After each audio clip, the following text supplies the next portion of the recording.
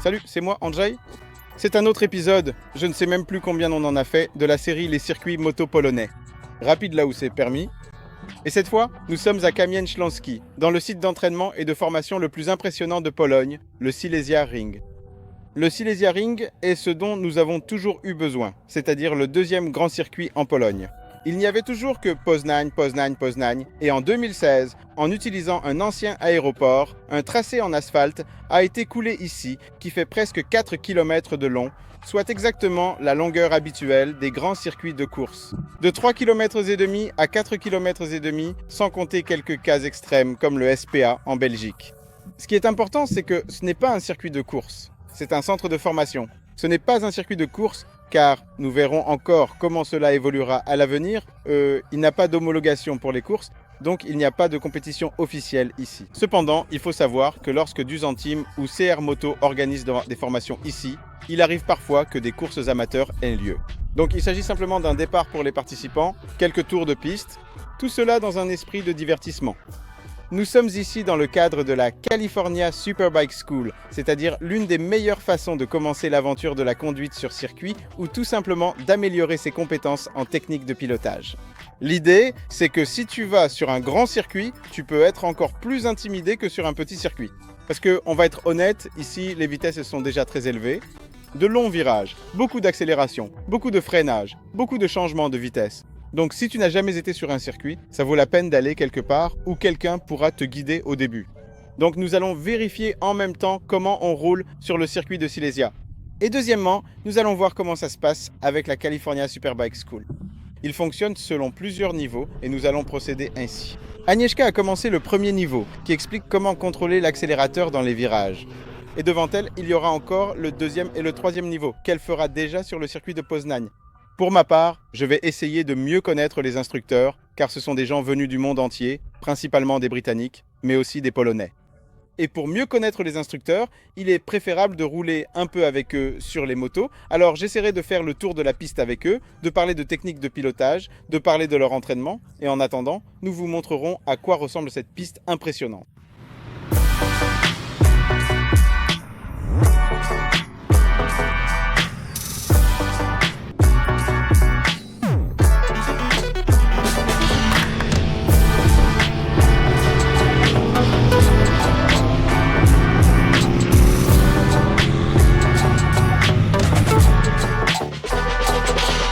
Mariusz Łowicki, alias Oui Mouton.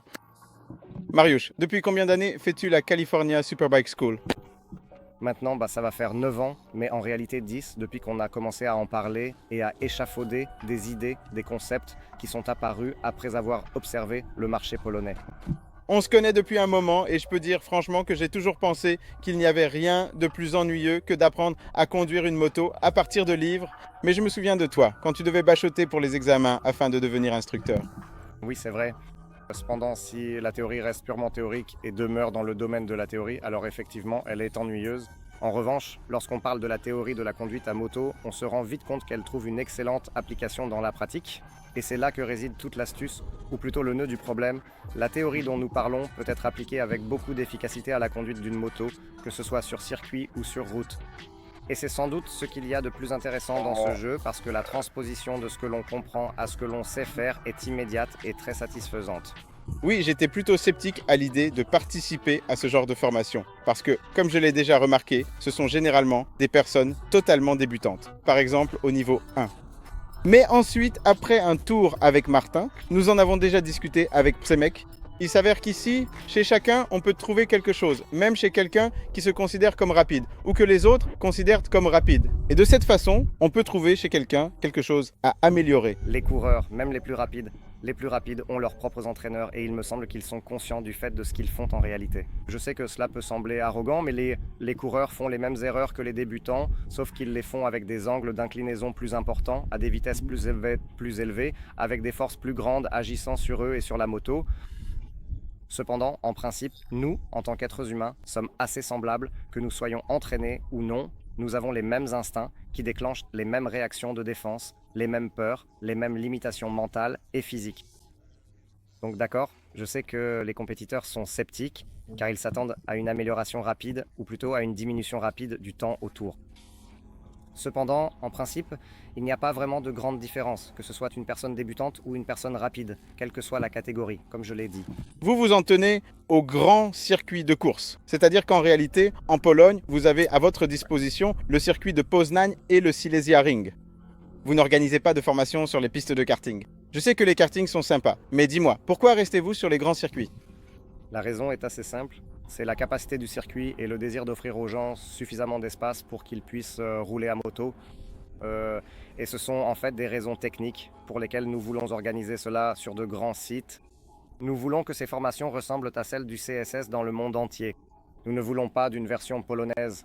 Nous voulons que cela se passe comme au Royaume-Uni, en Australie, aux États-Unis ou partout où tu iras pour participer à une telle formation. Ces événements ont lieu sur de grands circuits. Il y a de l'espace ici, c'est sûr, il y a des commissaires de piste. Ce sont des conditions idéales, une sorte de serre pour se détacher de toutes les craintes et dangers possibles et simplement se concentrer sur ce que tu as à faire. Que penses-tu de la Silesia? Tu sais, en comparant même à Poznań ou à d'autres circuits, quels avantages vois-tu à ce tracé? Je ne parle même pas de l'infrastructure, car elle est très bien, mais le tracé lui-même, quels en sont, selon toi, les avantages et les inconvénients? Le Silesia Ring est certainement un circuit structurellement différent de celui de Poznań. Le circuit de Poznań est un site absolument fantastique. Cet endroit est très bon du point de vue de la formation, car il nous permet par exemple de prendre des raccourcis, de passer entre... Pour vous, les instructeurs? Pour nous, les instructeurs, oui, mais il est aussi un peu plus calme. Ces virages ne sont pas, il me semble, aussi exigeants que certains virages sur d'autres circuits typiquement sportifs, et de ce fait, c'est un site sûr où l'on roule un peu plus lentement. C'est un endroit idéal pour se former, il n'y a aucun doute là-dessus. Cependant, tu sais très bien que les circuits les plus sympas sont ceux qui sont naturels, qui ont été créés quelque part dans une petite vallée, dans une dépression comme Cadwell Park, etc. Poznań, à sa manière, est aussi probablement un de ces circuits qui a vu le jour grâce aux conditions de son environnement qui ont permis sa création. Et ce n'est pas un endroit qui a simplement été désigné sur une carte, sur un terrain vide. Donc pour la course, probablement Poznań, pour la formation, sûrement ici à Silesia, absolument. Ce que j'aime à Silesia, enfin ce que j'estime très positif à Silesia pour les personnes qui viennent pour la première fois sur un circuit, c'est cette ligne droite à l'arrière qui répond aux attentes de tous ceux qui roulent en moto sportive et veulent pouvoir accélérer à fond. Et elle est bien là. On a un virage à 180 degrés, puis on met plein gaz jusqu'au bout. Vous nous avez mis une chicane pour éviter que les gens n'exagèrent avec la vitesse, mais ensuite il y a un gros freinage et, au cas où, la piste d'atterrissage. Oui, c'est exact. En revanche, le gros changement de vitesse du très rapide au très lent, qui sur des motos sportives plus rapides devrait probablement se faire en première, se fait dans la plupart des cas en seconde. Cela fait qu'un virage apparemment simple devient très exigeant, car il y a une grande différence de vitesse. Il faut choisir avec beaucoup de précision l'endroit où l'on va tourner. Cela signifie qu'il est souvent difficile de trouver le point où l'on veut être au sommet du virage. Beaucoup de gens se font emporter ou sortent de la piste à cet endroit. Il s'y passe toutes sortes de choses et cela montre que cette ligne droite de départ est vraiment un endroit où l'on peut appuyer à fond, se défouler, voir jusqu'où ça va, comment ça marche et en général c'est sympa. Par contre, à la fin de cette ligne droite, ça se passe différemment selon les cas. Oui, ça se passe différemment, mais c'est très bien qu'il n'y ait pas de gravier ou de mur là-bas. J'ai vu à de nombreuses reprises lors des track days que des gens... Ce n'est pas idéal si quelqu'un arrive à l'intérieur et rate son freinage, mais il me semble que c'est mieux d'avoir cette bande qui permet de s'arrêter. Bien sûr, mais c'est un peu comme avec l'électronique sur les motos. Les constructeurs disent que grâce à cela, les motos sont plus sûres, mais je pense que tu seras d'accord avec l'opinion que justement, les gens roulent plus vite grâce à ça. Donc au final... Au final, ça revient au même. Bon, d'accord. Alors, ce que j'aime aussi, ce que je voulais souligner à propos du tracé, c'est que les virages sont généralement plus lents. On doit y entrer à une vitesse plus faible, mais ils sont difficiles parce qu'ils sont par exemple longs. Il faut parfois s'étendre un peu, puis resserrer le virage, ou théoriquement prendre 2 virages en une seule inclinaison, freiner en étant déjà penché. C'est une chose géniale en ce qui concerne l'entraînement à la conduite sur route, car sur la route, on rencontre toutes sortes de virages en montagne et on ne sait jamais s'ils vont se resserrer ou s'allonger. Et as-tu remarqué que sur la toute première section du circuit, on ne voit généralement pas grand-chose? Il y a peu de points de repère, pas de petites maisons, de murets, ni quelques autres choses. Il faut vraiment planifier son passage de manière assez précise pour ne pas s'y perdre du tout. Donc en effet, c'est un excellent laboratoire où l'on peut s'entraîner, essayer, tester différentes choses afin d'avoir ensuite, en sortant dans la rue, pleinement conscience de ce que l'on fait. Oui, la seule chose c'est que pour ceux qui veulent vraiment aller très très vite, ces grilles d'évacuation près des carreaux me démotivent un peu. Elles n'offrent pas beaucoup d'adhérence. Oui, il vaut mieux les éviter. Cependant, Martin m'a dit, il faut que tu essaies, parce que c'est là que tu perds du temps. Oui, mais cela peut être tout à fait vrai. Cependant, l'idée fondamentale qui nous guide et nous inspire n'est absolument pas de tirer le maximum de chaque précieux centimètre de cet asphalte, mais plutôt de fournir et de donner aux personnes des outils concrets, des possibilités réelles et des moyens efficaces qui leur permettront ensuite de s'en sortir par leurs propres moyens et de manière autonome. S'ils arrivent à se sentir en sécurité sur cette grille, tant mieux. S'ils sont capables de l'éviter, c'est super aussi, mais dans les deux cas, il faut qu'ils sachent où ils sont, ce qu'ils font, quel a été leur trajet et quelques autres choses qui leur permettent de garder le contrôle sur ce qui se passe. Oui, cette grille, tout comme les chicanes, dont certaines peuvent simplement être prises tout droit, il y en a une qu'on peut couper de façon assez peu élégante, mais ce sont des choses qu'il faut pardonner, car c'est un circuit d'entraînement, pas un circuit de course. Oui. En fait, les circuits d'entraînement, je ne sais pas si tu le sais, mais les conditions sont les mêmes pour tout le monde. Si on devait faire la course ici, probablement que ceux qui sont meilleurs arriveraient en premier, ceux qui sont moins bons arriveraient plus tard, n'est-ce pas? Donc je ne sais pas vraiment s'il est nécessaire ici de catégoriser cela, de se demander si c'est un site d'entraînement ou un site sportif. Il est probable que tôt ou tard, des compétitions auront également lieu ici, ce que j'espère secrètement. Cependant, en règle générale, cela ne nous importe pas beaucoup si nous en avons. Nous traitons également chaque objet sur lequel nous nous trouvons comme une section fermée de la route sur laquelle nous avons un contrôle total. Rien ne va mal se passer, tout est sous contrôle. Nous nous concentrons donc davantage sur le fait que nous avons un laboratoire où nous pouvons jouer un peu avec les techniques de conduite. Merci Marius. On se voit à Poznań et j'espère que tous les événements auront lieu l'année prochaine. Merci. Veuillez transmettre mes salutations au Covid. Merci. Et salutations à Monsieur Covid. Salut Aga, ça fait longtemps que je ne t'ai pas vu. Tu as un joli t-shirt. Toi aussi. Je sais, on était vraiment très très sceptiques au tout début, n'est-ce pas? Oh, énormément. Et vous m'avez rendu super sceptique aussi. En fait non, ce que je veux dire, c'est qu'on est venu à la formation, je l'ai déjà dit, et bon voilà, bonjour, bienvenue à l'école, et on s'assoit, on écoute des choses qu'on sait déjà en réalité, parce qu'on va déjà sur les circuits, donc on se demande, mais bon, qu'est-ce qu'on fait ici? Oui, c'est vrai. Le problème, c'est qu'il faut toujours passer par le premier niveau. Et le premier niveau est destiné aux personnes qui n'ont jamais été sur un circuit et qui conduisent aussi sur la route pour la première fois ou qui viennent tout juste d'obtenir leur permis. Et nous, comme on a déjà un peu d'expérience sur circuit, c'est vrai qu'on fait encore des erreurs. Enfin, je fais encore ces erreurs, mais je sais déjà certaines choses. Je sais déjà comment me comporter sur le circuit, les drapeaux, etc. Donc en réalité, j'ai eu une demi-journée un peu comme une révision, une sorte de maternelle, et je ne veux pas dire que c'était une journée perdue, parce que chaque exercice est bénéfique et nous fait progresser. Mais c'est seulement pendant la deuxième moitié de la journée, quand ils m'ont enfin permis d'utiliser les vitesses, un peu de frein et d'aller un peu plus loin, que c'est devenu vraiment sympa. Et l'instructeur l'a remarqué, il a dit « Ah, maintenant tu conduis mieux que jamais auparavant ». Eh bien, c'est parce que je faisais à ma façon. Et ils t'ont permis de changer de vitesse? Oui, c'est exactement comme ça que ça s'est passé. Parce qu'en fait, il y a ici, je crois, 4 niveaux. Mais ce n'est pas comme si le premier niveau était seulement pour les débutants, le deuxième pour les intermédiaires, et ainsi de suite. Mais alors, qu'est-ce qu'il y avait au premier niveau aujourd'hui? C'était le contrôle des gaz, non? Oui, il y a eu un contrôle de gaz. Un instant, un changement rapide de vitesse de la moto, un virage, et à la toute fin, il y avait un travail sur la vue en regardant dans le coin. Exactement. La deuxième et la troisième seront probablement des éléments de la première et de la deuxième partie. Oui? Ce sera probablement comme ça.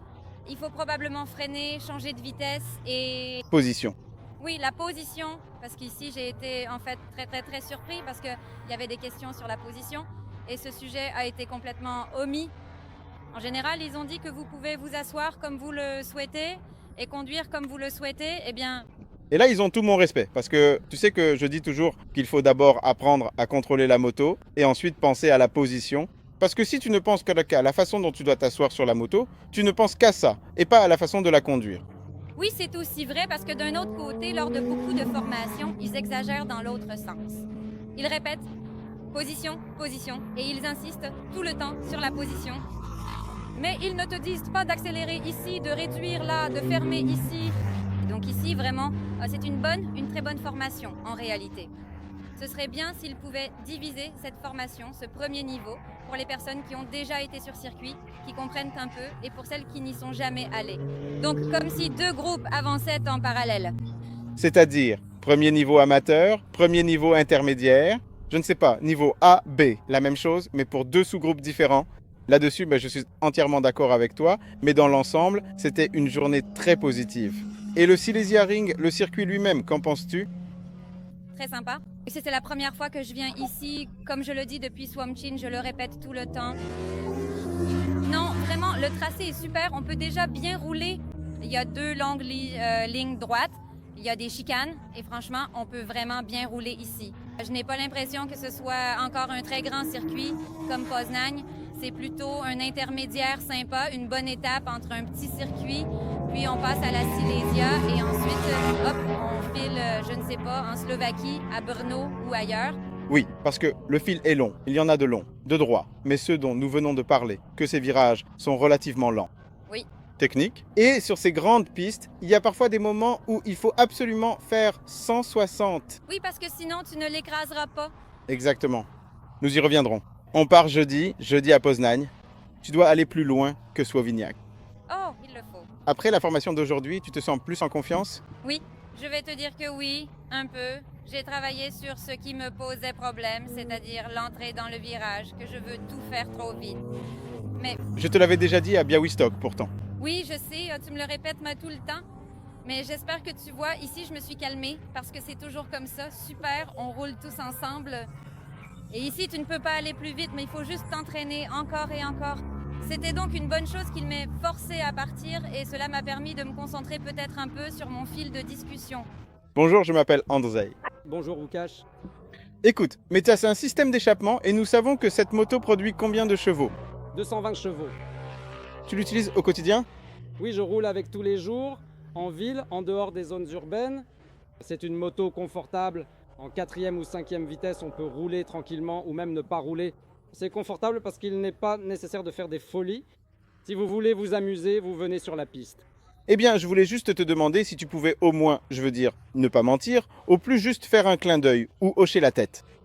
Pensez-vous avoir utilisé ces 220 chevaux sur la route? Non, non, non. Je n'ai certainement pas utilisé 220 chevaux sur la route.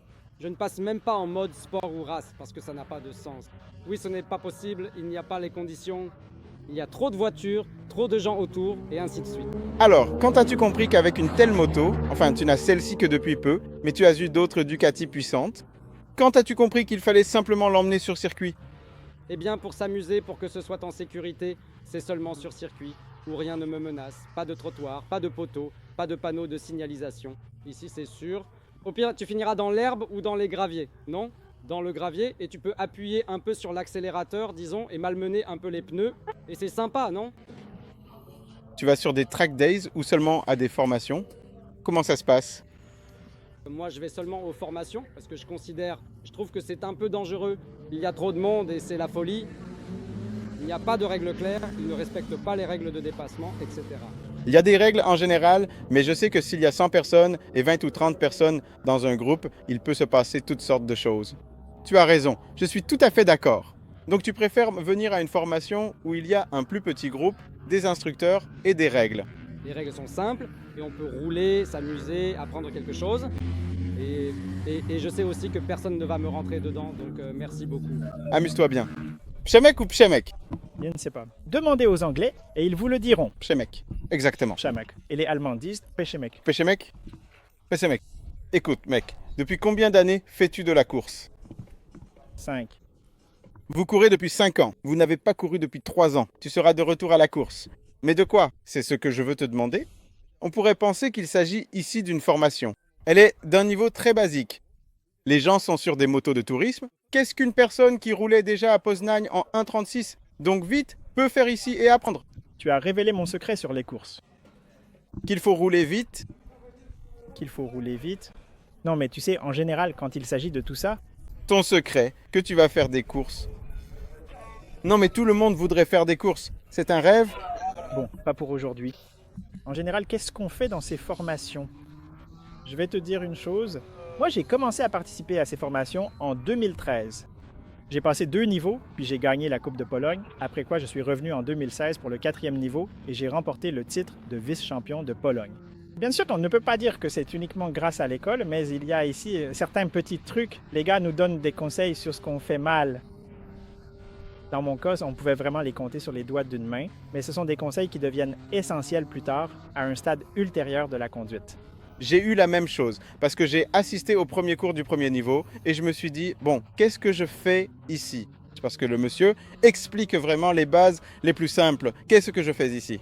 Mais ensuite, j'ai eu l'occasion de rouler en tête-à-tête avec un instructeur, c'est-à-dire ce qui se fait au niveau 4. Et même si, disons, j'avais un rythme de conduite similaire au sien, il m'a dit, d'accord, ici c'est bien, bien, bien. Mais il m'a pointé 2 choses. Certaines dont j'avais un peu conscience, d'autres dont je n'étais pas sûr, mais il a tout de suite remarqué que je contractais trop le haut du corps, que je ne bougeais pas assez, que je devrais plus engager les abdos. Et il a aussi fait remarquer que je roulais trop prudemment sur les ornières. Et je me suis dit, Qu'il t'ait dit ça après si peu de temps, oui, il a tout de suite remarqué. c'est exactement ça. Donc ces formations ne sont pas seulement pour les débutants complets, mais en fait pour tout le monde. Non, moi je les recommande à tout le monde. Ça vaut la peine de se former, d'apprendre de nouvelles choses, et je pense que chacun peut trouver sa place ici. Depuis que tu fais de la course à moto, as-tu envie de rouler vite dans la rue? J'évite la route. Je n'aime pas la route. Vraiment, c'est dangereux là-bas. On peut disparaître ici. Pourquoi aller là-bas? Tout simplement, Non, c'est absurde. Ne roulez pas sur la route. aller sur les circuits. Exactement. Merci. Merci. Pourquoi la marque Triumph voit-elle un intérêt à amener ses clients sur les circuits de course? Ce circuit n'est pas destiné à la compétition, mais à perfectionner la technique de conduite et à apprendre tout simplement à utiliser la moto dans les plages pour lesquelles elle est conçue. Un homme d'affaires cynique dirait « Mais bien sûr, vous gagnez sûrement de l'argent sur les réparations de motos, laissez les gens tomber, ha ha ha ». C'est probablement le contraire. Vous préférez sûrement que vos clients roulent en toute sécurité. Nous faisons tout notre possible. En fait, CSS California Superbike School Pologne n'a pas vraiment enregistré de gros accidents ces derniers temps. Ici, aujourd'hui, nous avons 60 personnes depuis hier et il n'y a certainement eu aucun accident, aucune histoire dramatique de ce genre. Par contre, un collègue a reçu un drapeau noir. Et pour quelle raison? C'est un avertissement pour un pilote qui est venu pour faire la course alors qu'il est censé s'entraîner ici et il a effectué quelques manœuvres un peu trop agressives, mettant en danger les autres participants. Donc il a reçu un drapeau rouge. La deuxième fois qu'un drapeau rouge, un drapeau noir est brandi, cela signifie que le participant doit quitter la piste. J'ai été très agréablement surpris. Je n'ai pas fait grand-chose car je n'ai fait que 3 tours rapides, 2 tours rapides en mode speed et j'ai fait 3 ou 4 tours en mode street sur le Street Triple. Je vais te dire, le speed est une très bonne moto, mais le street est déjà tellement bon qu'il nous faudrait sans doute un nouveau speed. Andrzej, en ce qui concerne le street, tu peux sûrement en dire beaucoup. Tu as participé au test de la version précédente à Almeria, donc tu sais comment il roule. Le monde entier sait comment tu roules sur le street, alors tu connais toi-même les différences. Oui, c'est une bonne moto. C'est certainement une excellente moto pour débuter. Elle est parfaite pour la ville. En fait, elle convient à tout le monde. Elle est facile à prendre en main dès la première rencontre. Et comme tu l'as dit toi-même sur circuit, on peut vraiment bien s'amuser avec. Oui, tu peux commencer sur cette moto et il n'est pas nécessaire de t'arrêter là car sa suspension et son électronique permettent une conduite vraiment sportive, frôlant même la course. Alors tu diras, essaie-la donc sur circuit. Je me suis dit qu'un 1200 sur circuit, ça n'a pas de sens. Mais je vois beaucoup de gens sur des motos de la catégorie Adventure parce qu'elles conviennent parfaitement à une technique de conduite avancée. Même sur un circuit aussi grand, elles s'en sortent tout simplement très bien. Il faut savoir qu'ici, à la California Superbike School, il y a aussi une catégorie Adventure parce qu'il y a beaucoup de ces motos et aussi beaucoup d'utilisateurs. Mais la plupart d'entre eux passent quand même la majorité de leur temps sur l'asphalte, pas seulement en tout terrain. Et la technique, le perfectionnement de la technique de conduite ici peut facilement être transposé sur la route pour la conduite quotidienne. Nous invitons vraiment tous les motocyclistes de toutes marques à venir nous voir et être avec nous. Si quelqu'un essaye, je pense qu'il reviendra à la piste d'entraînement, car c'est la piste d'entraînement. Je pense que oui. Merci Marek. Merci. Jour 3. Prochaine piste. Mais comme c'est cool, le Silent Sharing est vraiment un endroit que, selon moi, chaque motard doit visiter. Parce qu'il faut le voir de ses propres yeux pour croire qu'en Pologne, nous avons vraiment un endroit génial, avec un super tracé et une infrastructure de niveau mondial. Car il faut bien l'admettre, tout ici est flambant neuf de première classe. Vous devez cependant rester vigilants, car comme nous l'avons appris, il n'y a que peu de journées moto ici dans l'année. 10, 12, on ne sait pas comment ce sera à l'avenir, s'il y en aura plus ou moins. Donc, dès le début de l'année, il faut regarder le calendrier, surveiller quand on pourra venir rouler ici, que ce soit lors d'une journée piste ou d'une formation. Si c'est pour une formation, il faut bien l'avouer, la California Superbike School semble vraiment être une excellente idée, surtout si tu n'as jamais roulé sur circuit. Ici, c'est une formation où il ne s'agit pas d'une fête, de la musique, où on rigole un peu et on roule un peu. Non, ici, c'est l'endroit idéal pour les personnes qui aiment l'ordre, la discipline et qui aiment apprendre de manière méthodique. En ce qui concerne le tracé lui-même, moi, je l'aime beaucoup. Je la recommande aussi vivement aux personnes qui n'ont pas encore roulé ou qui veulent simplement se défouler, qui veulent tester leur moto. Ah, c'est à propos de cette fameuse ligne droite très très longue. La surface est parfaitement lisse. Cet asphalte est très adhérent, donc ici, on peut vraiment se lâcher. Il y a des choses un peu démotivantes. Par exemple, la sortie sur la ligne droite où le mur est un peu proche. Beaucoup de gens s'en sont plaints pendant des années. Écoutez, il faut aller en Espagne et voir qu'il y a là-bas beaucoup de circuits, malheureusement, avec ce genre de sortie, et il faut l'accepter. Il faut tout simplement en tenir compte. Il faut prendre cela en considération. Il suffit de suivre la bonne trajectoire et de rester loin de ce mur. Le reste des virages, comme l'a dit Agnieszka, c'est un tel mélange que c'est une transition vraiment sympa. En venant de circuits plus petits, de centres ODTJ, pour venir ici, parce qu'ici, les virages ne sont pas aussi effrayants qu'ils peuvent l'être, par exemple, sur de grands circuits. En plus, nous avons un hôtel tout près, directement sur le circuit, parce que c'est la vérité. L'accès ici n'est pas vraiment idéal. On traverse tout simplement des bourrasques. Sur la route, il y a tellement de virages qu'on en a déjà ras le bol des virages avant même d'arriver sur le circuit. Mais il y a un hôtel sur place, on peut venir la veille, passer la nuit et ensuite passer 2 jours ici. Sinon, il y a un grand terrain de camping, un paddock, des douches et des toilettes. Tout était flambant neuf. Un vrai champion, tout simplement un champion. En ce qui concerne les coûts, ici, ils seront certainement plus élevés que sur les petits circuits ou les centres de formation à la conduite. Car il faut savoir que des formations comme la California coûtent environ 2000 zlotys, pour 2 jours, je crois. 2, si je me trompe, on le précisera quelque part ici. Quoi qu'il en soit, pour une journée de roulage sur un tel circuit, il faut compter, selon qu'il s'agisse d'une formation ou simplement d'un track day, entre 500 et 1000 zlotys par jour. Néanmoins, ça vaut le coup, vraiment le coup. Il y a des choses qui rapportent et qui valent pour la peine d'être faites, et cela vaut la peine d'être fait, et cela vaut la peine d'être fait, car développer ses compétences et être en sécurité dans la rue n'a pas de prix. Salut. Qui est Célis? Qui est Smooth Trans?